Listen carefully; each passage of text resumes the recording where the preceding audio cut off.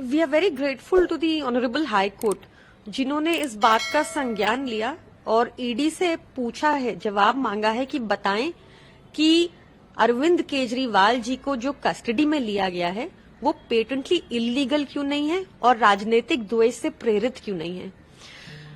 ये भी पूछा गया है कि कैसे अरेस्ट किया है एक अप्रूवर बेस्ड स्टेटमेंट पर। तो अब ईडी को 2 तारीख तक जवाब दाखिल करना होगा और कल जो राउस एवेन्यू कोर्ट में हियरिंग है उसमें अरविंद केजरीवाल जी भाजपा के खिलाफ एक बहुत बड़ा खुलासा करने जा रहे हैं। तो ये दोनों चीजें ही बहुत महत्वपूर्ण हैं। जो ईडी 2 साल से इन्वेस्टिगेशन कर रही थी उसके पास अरविंद केजरीवाल जी के वकीलों का और दिल्ली हाई कोर्ट के सवालों का कोई जवाब नहीं था, इसीलिए उन्होंने कोर्ट से समय मांगा।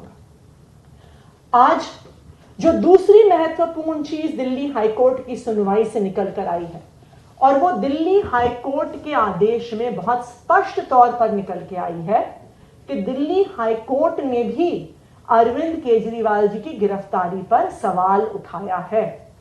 हाई कोर्ट ने अपने ऑर्डर में पैरा नंबर 15 में यह स्पष्ट तौर पर लिखा है कि the court is further of the opinion that the present petition raises several issues of legality and validity regarding the arrest and remand of the petitioner, Mr. Arvind Kejriwal.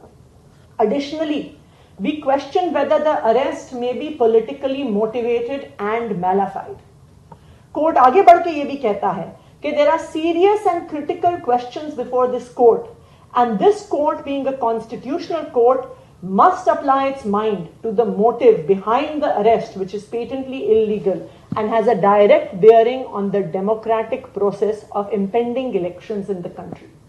तो आज कोर्ट ने भी इस बात का संज्ञान लिया है कि जो अरेस्ट ईडी ने किया है उस अरेस्ट की लोकतांत्रिक प्रक्रिया पर क्या असर पड़ रहा है, उस पर सवाल है।